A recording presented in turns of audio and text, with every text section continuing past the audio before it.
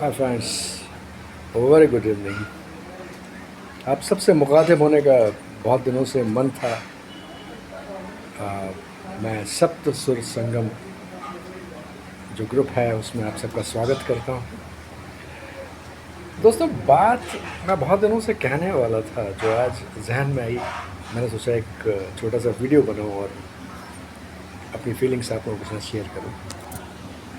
Music बहुत difficult चीज़ नहीं है, but music is not very easy जैसा कि लोग समझते हैं। म्यूज़िक का अपना एक लय है, ताल है, एक अलग चीज़ है। When I was in sixth standard, I was studying in school and I thought that I should go for बड़ा अट्रैक्टेड होता था मैं बचपन से गाने वाने गाता था कि एक ग्रुप बनाऊँ, एक ऑर्केस्ट्रा बनाऊँ। क्योंकि मैं भोपाल जैसे शहर में जहाँ मेलोडी मेकर्स शर्मा जी का और प्रिंस ऑर्केस्ट्रा और ये चला करते थे, कुछ दोस्तों से बातें की और हाफ पैंट थी मेरे पास, फुल पैंट नहीं था। उस हाफ पैंट में मैंने वो ऑर्केस्ट्रा बनाया था। When I was only I think 10 or 11 years old।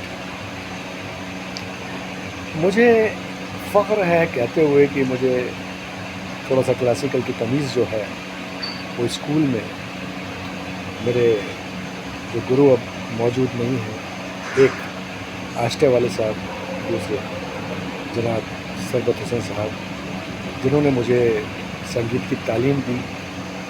और उस वक्त मध्य प्रदेश में जलतन बजाने वाला सिर्फ मैं अकेला इंसान था। तो वहाँ से जो क्लासिकल की तमीज़ थोड़ी सी सीखना शुरू की। राग क्या होती है, लय क्या होती है, राग भी पलास, मालकंस, भोपाली सब जलतन पे बजाता था और काफ़ी सारे परफॉर्मेंसेस दिए।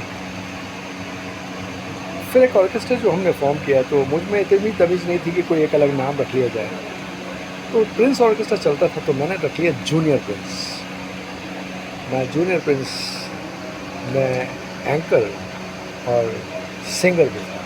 हाथ में मैंडोलिन होता था जो मेरे मित्र हैं हरीश कामरानी, जिन्होंने मुझे दिया था कि वो अपने घर से मैंडोलिन, मैराकस ये लेके आए थे और कोई बैंजो ले आया था, कोई कॉन्गो ले आया था। उस टाइम जैज़ ड्रम वगैरह की तो हमारी औकात नहीं थी और हमने ऑर्केस्ट्रा फॉर्म किया 8-10 लोगों ने मिलकर।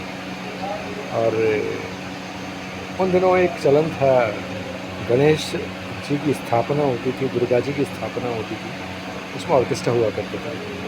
तो हम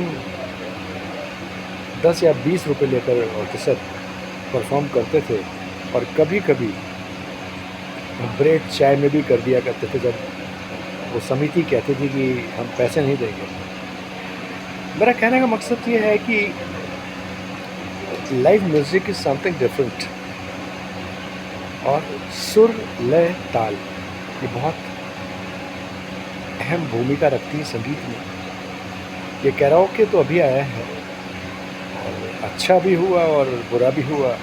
कैराओके आने के बाद हर शख्स सिंगर बन गया, किराना बेचने वाला भी गाने लगा। ऐसा नहीं कि उसको हक नहीं है, हर कोई सोचता है कि कैराओके है, मैं भी गा सकता हूँ, मैं क्यों नहीं गा सकता। सुर कहाँ जा रहा है, ताल कहाँ जा रही है। मैं कुछ लोगों से भी बीच में मिला तो उसमें कुछ मेल फीमेल दोनों से ही तो पता लगा कि वो म्यूज़िक क्लास चला रहे हैं, जिनके खुद के गाने सुनकर मुझे to be very frank and honest satisfaction नहीं मिला। और मुझे लगा कि पहले तो उनको खुद को सीखने की ज़रूरत है।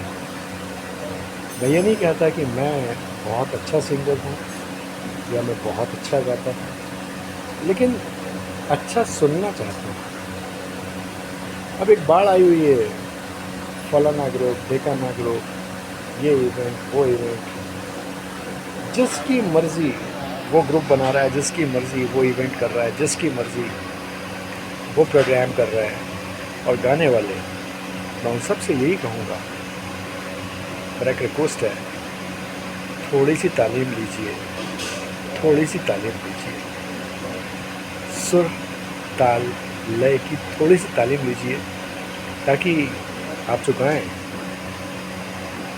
वो सुनने वाले को कम से कम ऐसा तो लगे कि वो सुन सके। संगीत भयावह नहीं है, डरावना नहीं है। संगीत is a medicine for the broken heart, as it said।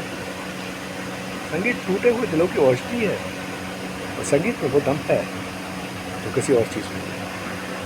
अब ये तमाम ग्रुप बन जाते हैं। हमने कभी पैसे देकर गाने नहीं गाए, पैसे लेकर गाने गाए।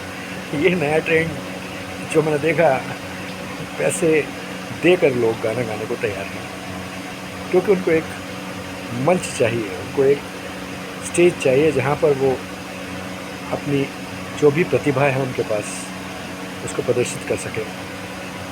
गाइए, पैसे देकर गाइए, जो कुछ आपको और देना है वो देकर गाइए, लेकिन ऐसा तो गाइए कि आपका गाना सुनने में कम से कम ऐसा तो लगे कि आपने जो गाया वो वर्थ है। सेकेंडली वन थिंग, जो लोग रफ़ी साहब, किशोर साहब, मुकेश साहब, मन्ना साहब इनके गाने गाते हैं और कॉपी करने की कोशिश करते हैं, मत कीजिए, मत कीजिए। क्योंकि एक तो आप सीखे हुए नहीं हो, आपको बेसिक नॉलेज भी नहीं है, और आप उनको कॉपी कर रहे हैं। अपनी ओरिजिनल वॉइस में गाइए, अच्छी लगेगी।